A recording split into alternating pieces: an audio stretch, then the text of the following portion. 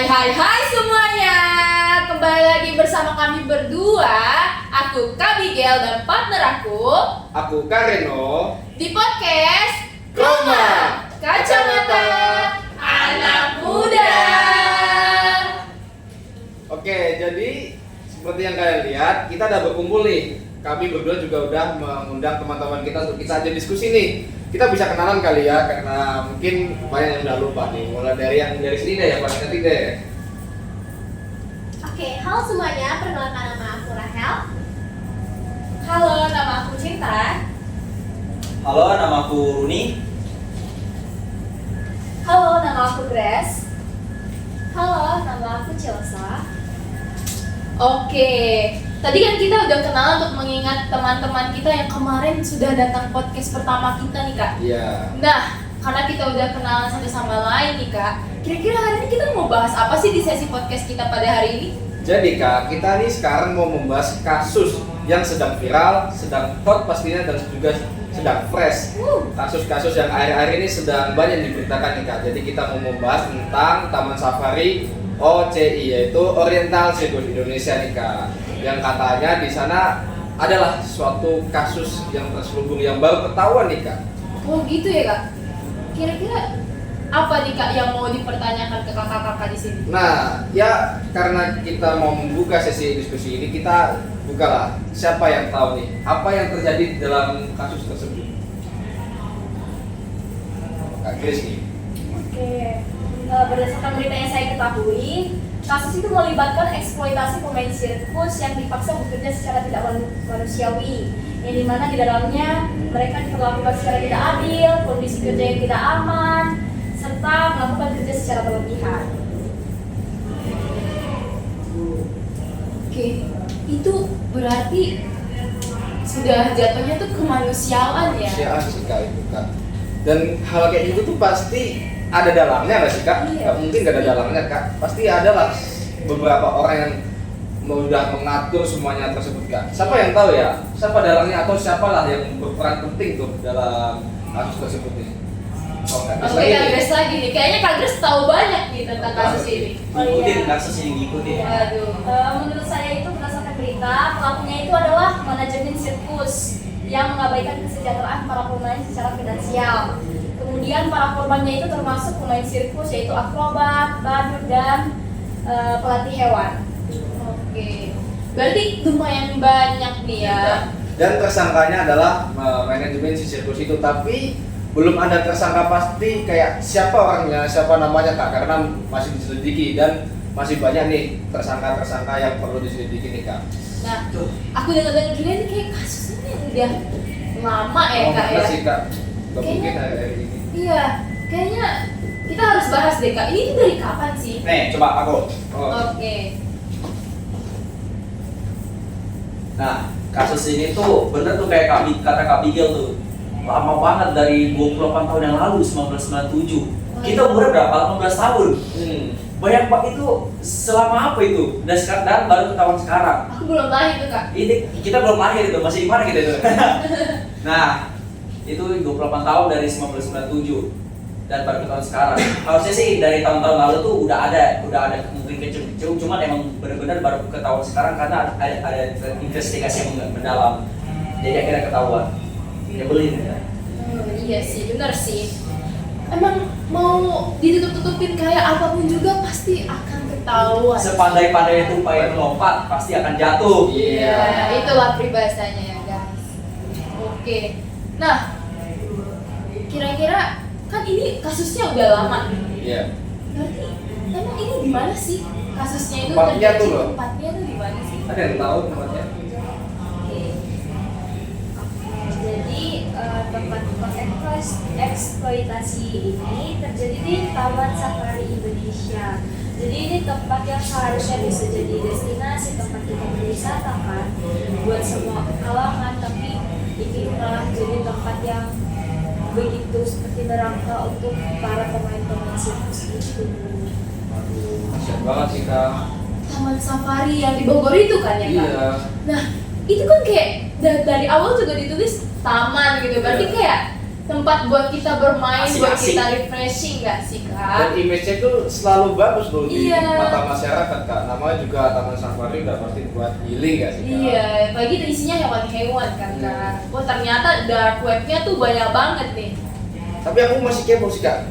Kenapa sih eksploitasi ini tuh terjadi kak? Kenapa dan apa penyebabnya gitu loh? Ada yang tahu? Oh, kamu cinta nih, tahu nih. Oke, untuk beberapa faktor penyebabnya kita tahu tuh ada tekanan ekonomi, ada kurangnya regulasi dan budaya yang menganggap eksploitasi ini sebagai hal yang biasa. Dan juga ada manajemen sirkus ini seringkali mengabaikan hak-hak dasar para pemain demi keuntungan sendiri. Udah mainnya udah mengabaikan hak asasi manusia nih kak. Berat nih. Ya mereka udah gak peduli lah sama kalau sama-sama manusia loh gitu. Iya. Iya. Kita padahal sama-sama makan nasi ya kak. Aduh.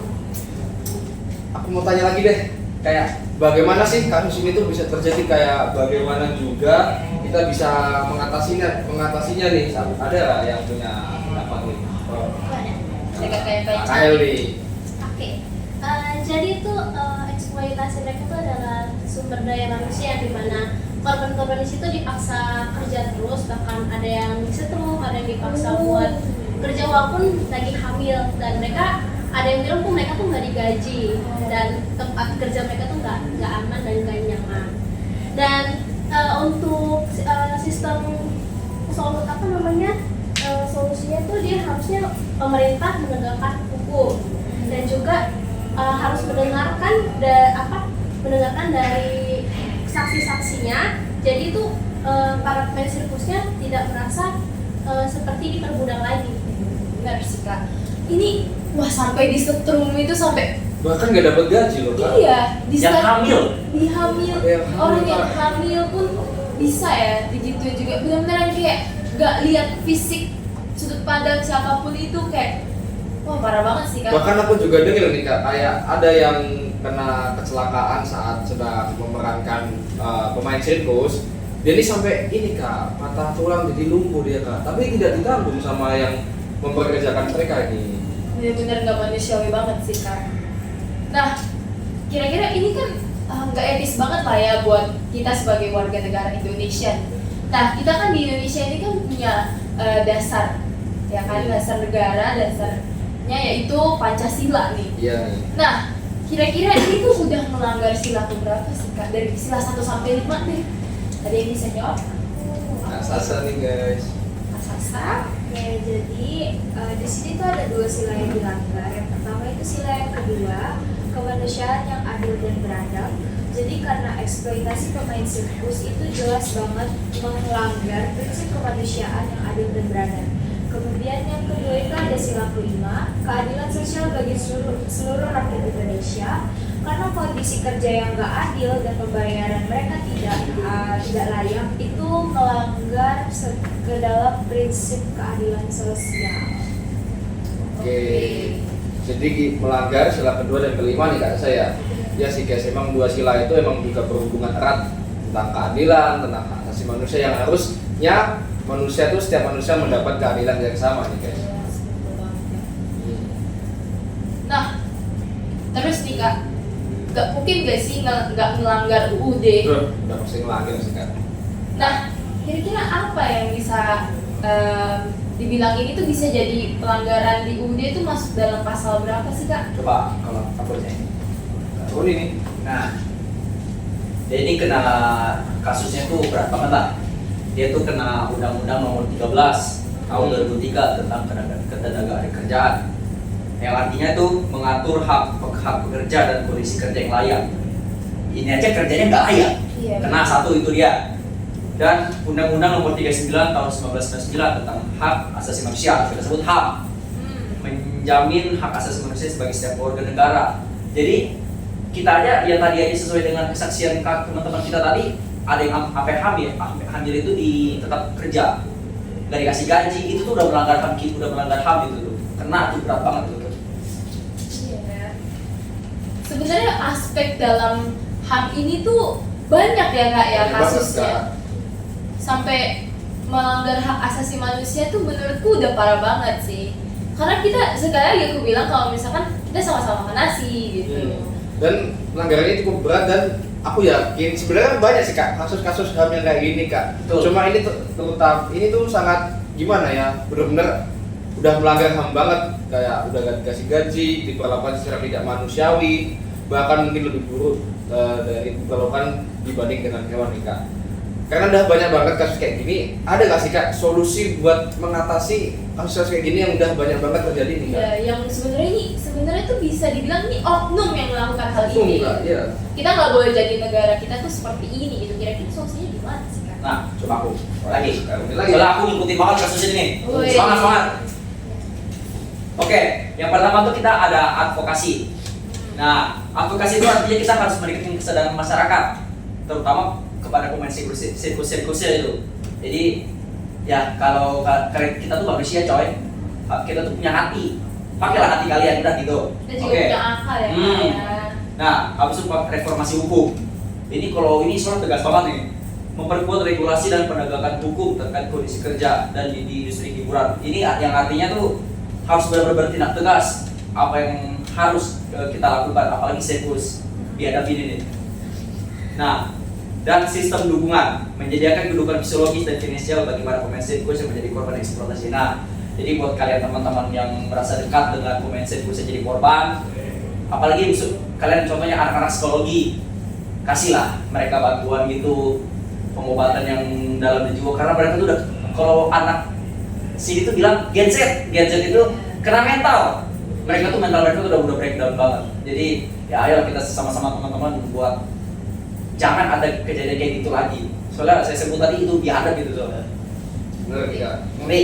Nah, benar sih Kak. Ini kalau dari kesimpulan yang aku dapat ya dari sesi pada hari ini, kita tuh manusia diciptakan sama rata.